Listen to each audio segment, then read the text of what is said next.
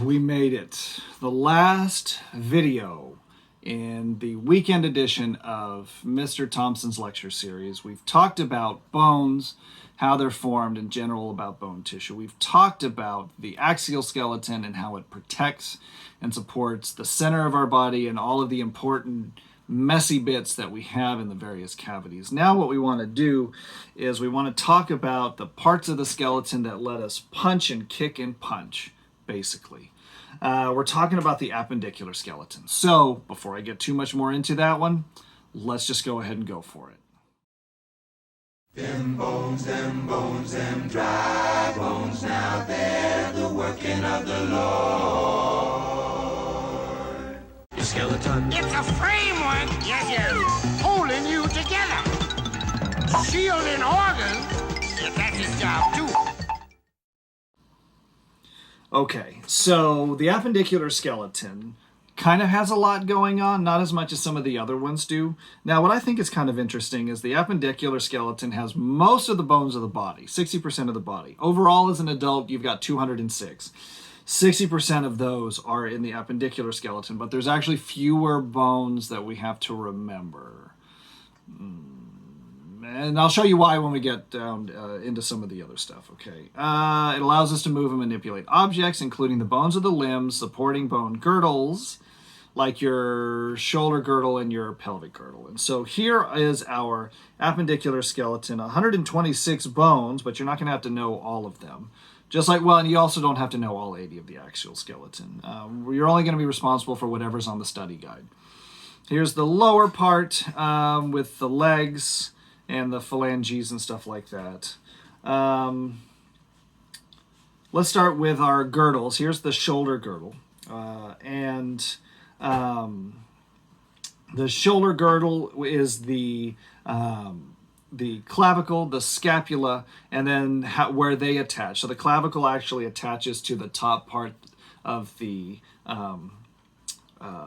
sternum, okay, and then the clavicle stretches across like this, and then attaches to the scapula, which basically makes your shoulder. The clavicles themselves are S-shaped bones that originate from the manubrium and articulate with the scapula at the other end. And then the scapula itself is a broad triangular shaped bone to the back. It articulates with the humerus, which is your upper arm bone, and the clavicle, which is your collarbone. It's got three surfaces. It's got the superior border, the medial border, also known as the ventral border, towards the middle, and the lateral border, which is the outside of the triangle. It's got corners. The superior, inferior, and lateral angles make the corners right there. And the lateral angle supports the glenoid cavity, which is right here. And the glenoid cavity is where the humerus articulates with the shoulder to form the shoulder joint. So glenoid cavity is one of the ones that is one of the structures that we're going to need to know. And that's the point of articulation between the humerus and the scapula to form the shoulder. Some other things that we need to know, some processes on the scapula. One of the ones we have is the coracoid process right there. The acromion, which is this sort of wing-shaped thing right there. It articulates with the clavicle to form the acromioclavicular joint, so this part right in here. And then the spine of the clavicle right here, which is a ridge across the posterior surface, so you can kind of feel it if you reach back behind your shoulder. The suprascapular notch is another process. It's not labeled on this diagram, but it's right here. So that is the suprascapular arch. And it's converted into a foramen by the superior transverse scapular ligament. And that's where the suprascapular nerve passes through. Moving into the arms, we have let's see, the arms, the forearms, the wrists, and the hands, those are the upper limbs. The first bone that we get to is this one right here you see on your screen, which is the humerus. It's the only bone in the arm, the upper arm right here, and it goes from scapula to elbow. There's some parts about it that we need to know about. We've got the head, which is the top part that articulates with the scapula, the greater tubercle, which is on one side of the head that forms the lateral contour of the shoulder, the lesser tubercle, which is this section right here. And, well, I guess that's all we really need to know about the lesser tubercle. Let's keep going. We have the neck. We have the anatomical neck, which is wraps around the head right here, which marks the extent of the joint capsule. It kind of forms like a pocket, basically. And then the surgical neck, which is basically, that would be the metaphysis of the bone, the part where we're going from the epiphysis to the diaphysis. We've got a couple of tuberosities. The deltoid tuberosity, which is one side right here, that's the lateral surface where the deltoid muscles are attached to.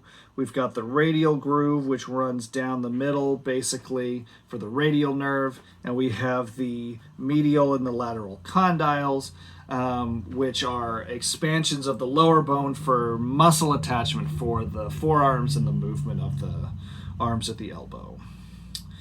We've got the condyle of the humerus, which is this end portion right here. That is where the radius and the ulna articulate with the humerus. This extends from the olecranon fossa, which is this little depression right here, all the way around to the other side. The olecranon fossa, which is right here. So if we look, it's this whole space right in here. The capitulum forms the lateral surface, so that's this part right here, the outside surface, and then the radial fossa is superior to that, right up there. So from there, we have the two long bones of the forearm, which are the ulna, that's medial. So if you look at your arms like Superman, the ulna is going to be the one on the inside, right here. And then here's the radius, which is the outside. And in between those two is a fibrous sheet called the interosseous membrane. And it helps hold those bones together, so when you twist your arm, the bones, the whole thing rotates, basically. And I've got a picture of that I'll show you in just a little bit.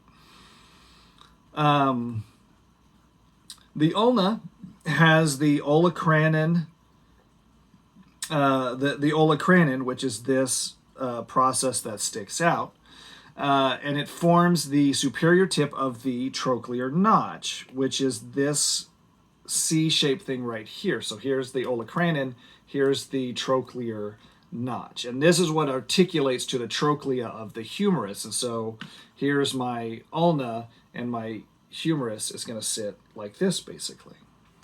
The coracoid process, which is this part right here, is the inferior tip of the trochlear notch. Here's a look at our elbow, basically. And so the, let's see, part of the, so here is the capitulum. Here is the trochlea. You can see the olecranon, and it will actually fit into the olecranon fossa right there. That's where that little, it's basically a pocket. A fossa is a pocket or a depression. And so that allows you to straighten your arm all the way out. Let's see. At the limit of extension of your arm, your olecranon, which is part of the ulna, will fit into the olecranon fossa.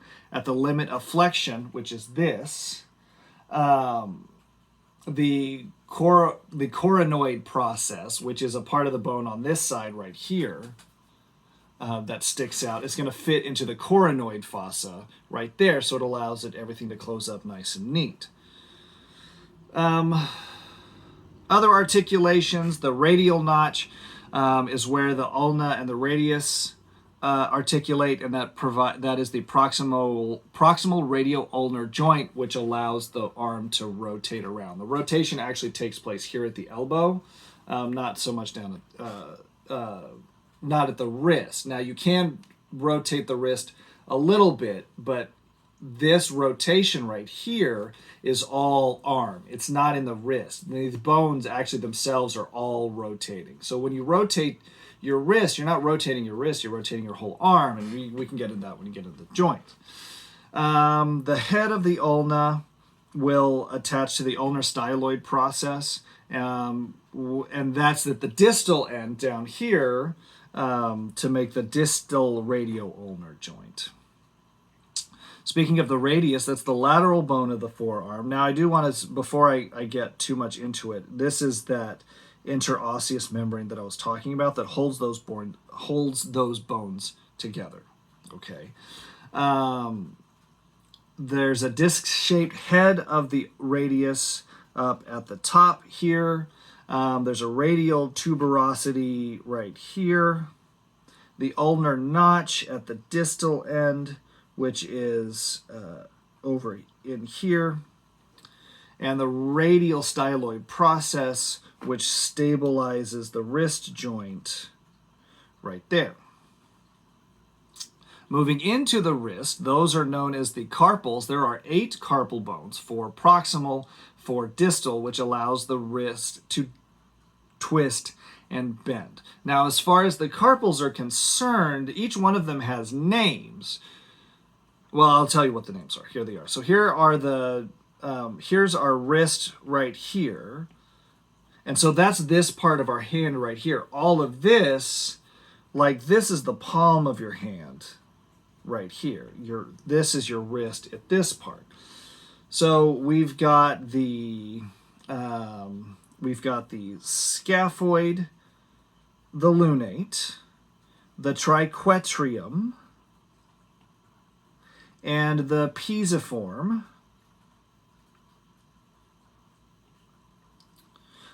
So those are the proximal bones. And then we have the distal bones, which are the trapezium, the trapezoid, the capitate, and the hamate. Now, you don't have to know the 8 carpals. You just have to know that there are 8 carpals. You have to know where they are. I'm not going to require you to know the individual bones, okay? Just know that those are our carpals. From there, we have the metacarpals. There are 5. They are numbered from lateral to medial. So metacarpal 1, 2, 3, 4, and 5. They don't have individual names because structurally they're all basically the same. And then from there, we have the phalanges, which are these bones right here. Those are your finger bones. Now your thumb, also known as your pollex, only has 2 phalanges. All your other fingers have 3, a proximal, a middle, and a distal. Your thumb, and you can see the joint, there's only one joint on your thumb, so proximal and distal. If you look at your fingers, you've got a proximal, you've got a middle, and you have a distal in between the joints. You just have to know what the phalanges are, what the metatarsals are, what the metacarpals are, and what the carpals are. The pelvic girdle, so now we're going down, okay, is 2 hip bones, also known as the coxal or the pelvic bones. Those attached to the lower limbs help to bear the body weight and provide mobility, and they make up part of the pelvis. Now, each hip bone has 3 fused bones. known as the ilium, the ischium, and the pubis. Now, the pelvic girdle is completed, remember, by the sacrum in the back, in the posterior part of the pelvic girdle, and that's our transition from the axial skeleton to the appendicular skeleton and the lower part of the body. A couple of structures that we need to keep in mind: the acetabulum, which is this section right here. That's basically the socket that the hip bone fits into. The acetabular. See, I struggle with this too still. Notch forms a ridge that's basically the margin or the extent of the acetabulum, that socket. Okay. Then we have the ilium, which is the greater part of the pelvis right here. There's a greater sciatic notch for the sciatic nerve and the iliac crest, which is the upper brim right here. We have the ischium, which is this front part right here. There's an ischial spine, which is this thing right here, and an ischial tuberosity, which is this lower curved spot down here at the bottom. And then finally we have the pubis, which is the posterior most part, the lower part of the pelvis. And the pubic symphysis is where the pubic bones attaches to a pad of fibrocartilage that adds shock absorption. And so I'm looking real quick to try to find that particular structure. It's right over here.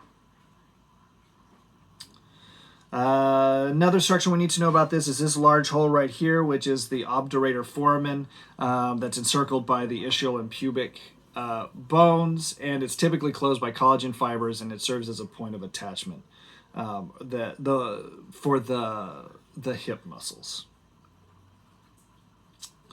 So overall, the pelvis has the two hip bones plus the sacrum and the coccyx all together, stabilized by ligaments of the pelvic girdle, the sacrum, and the lumbar vertebrae. And where they join together are these sacroiliac joints right here and right here. And they are stabilized by ligaments arising from the iliac tuberosity. All right, so here's the other part where we can determine sexual differences in skeletons. Basically, female skeleton hips are a little flatter, they're smoother, and they're broader. That opening in the middle, the pelvic outlet, is more open in females than it is in males. The coccyx and the sacrum are curved in less in females, so they point more downward than curving inward than they do in males. There's a greater pubic angle right here. Here's that cartilaginous pad that I mentioned with the pubic sisyphus, by the way. And so this is, if you've ever heard the term birthing hips, this is kind of where that comes from. So basically everything is flatter and wider in females to allow the baby to pass from the uterus through the pelvis and then out into the world. In males, it's more designed for bearing weight and structure and things like that. Males don't have to worry about pushing a child through them. And so it's more open in females because of childbirth. Moving down to the lower limbs, the primary function of lower limbs is weight bearing and movement. The bones of the lower limbs include the femur in the thigh, the patella, which is also known as the kneecap, the tibia and the fibula in the lower leg, the tarsal bones, which make up the ankle, the metatarsals, which make up sort of the palm of your foot, basically. And then the phalanges, which are going to be similar to our description in the hands. The leg technically is the distal portion of the leg from the knee to the ankle. The thigh is the upper portion. So that's kind of interesting to know. All right, so the femur is the longest bone, and it's the heaviest bone in the body. And it has a head, known as, or the epiphysis, that articulates to the hip bone of the acetabulum. The neck, which joins the shaft to the head, and its angle is about 125 degrees. Then there's two trochanters, the greater trochanter on the outside and the lesser trochanter on the inside, and those are primarily for tendon attachments for muscles. We have epicondyles, medial and lateral epicondyles, down at the distal end of the femur, which are the projections above your knee joint. And then those are, well, that's all we really need to know about that. What else? So your actual kneecap, patella, that's one of those sesamoid bones, okay? It's formed within the tendon of the quadriceps femoris, which is a muscle in the legs. The quadriceps tendons attach near the base, and the patellar ligament attaches the apex to the tibia, and this provides protection against the soft tissues in between that make up the knee joint. The bones of the leg, remember, because we said the femur is the thigh, are the tibia and the fibula, and just like the radius and the ulna, they're bound together by an interosseous membrane that provides support and helps with the rotational movement and stuff like that. Let's see, starting with the tibia, it's the large weight-bearing bone right here. The medial tibial and lateral tibial condyles articulate with the medial and lateral condyles of the femur and help create that knee joint. The tibial tuberosity, which is this section right here. We've got the anterior margin, which is sort of like the front curvy part right here. It's a ridge that extends distally. And then the medial malleolus, which is the medial projection of the ankle, the lateral malleolus on the fibula. Those two basically form the knobby parts of your ankle. The fibula is significantly smaller than the tibia. It's lateral, so it's on the outside of your leg. The head articulates with the tibia. It does not, in fact, articulate with the femur. And if you look at this picture right here, you can see that it doesn't actually touch. It attaches, it's a point of attachment for muscles for the feet and toes. And it also helps with rotating your feet around. Your ankle consists of 7 tarsal bones. Now, the only ones that you need to know about are the talus, which is this part right here, which is sort of the topmost part of the foot. That articulates with the tibia and the fibia to form the ankle. The calcaneus, which is this backbone right here, that's your heel bone. The Achilles tendon attaches to that and allows your foot to move up and down like this. And then we have the cuboid, which articulates with the calcaneus and helps complete the ankle. Those are the only tarsals that you need to know about. You don't have to know about the cuneiform bones or the navicular bones. Then we have the metatarsals. Again, those are labeled 1, 2, 3, 4, and 5. They're medial to lateral. They articulate with the proximal phalanges. The phalanges are the toes, basically. There's 14 bones of the toes. The hallux is the big toe. There are 2 phalanges, like the thumb, with a proximal and a distal. And then there are, the other 4 toes have 3 phalanges, a proximal, a middle, and a distal. The foot actually has an arching structure to it, which allows that transfer weight from one part of the foot to the other and aids in walking. I think there's the two arches, the longitudinal arch and the which runs, you can see right here, runs from back to front, and the transverse arch runs from medial to lateral. Let's see, rounding things off then, other skeletal features, they can reveal sex, male or female, muscle strength, medical history, age, and body size based on different measurements and stuff like that. Let's see, actually during pregnancy and childbearing, we'll get into greater detail about this. Well, no, actually we won't. This is going to be it.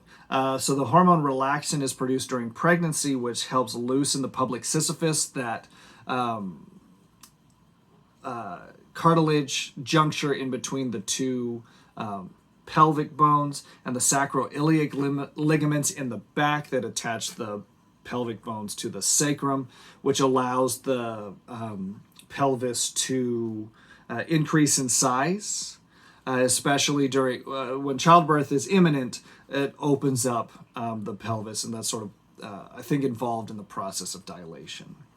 Well, I mean, that's it. Finally, all three of them. We've got one more thing we're going to talk about. We're going to do joints. Basically how the different muscles articulate together in the different types of joints and stuff like that, but we'll talk about that later. If you have any questions, let me know. Ask me in class, send me a remind message, send me an email. Otherwise, I look forward to seeing y'all again soon.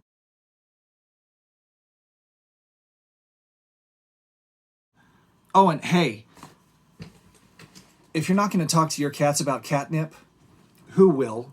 All right, this is a public service announcement from Mr. Thompson. We want to make sure that we save the kitties. Don't let them get hooked on the nip. It's a gateway drug to other things. I don't know what those things are, but they're out there and they're bad. So have a frank discussion with your cats about catnip. Or get the spray, and if you have two cats, spray one of them with the catnip, and then it gets super funny. I don't know. Either way, all right? Thank you for joining us at the weekend edition here at Mr. Thompson's lecture series. Appreciate y'all. I look forward to seeing y'all again soon.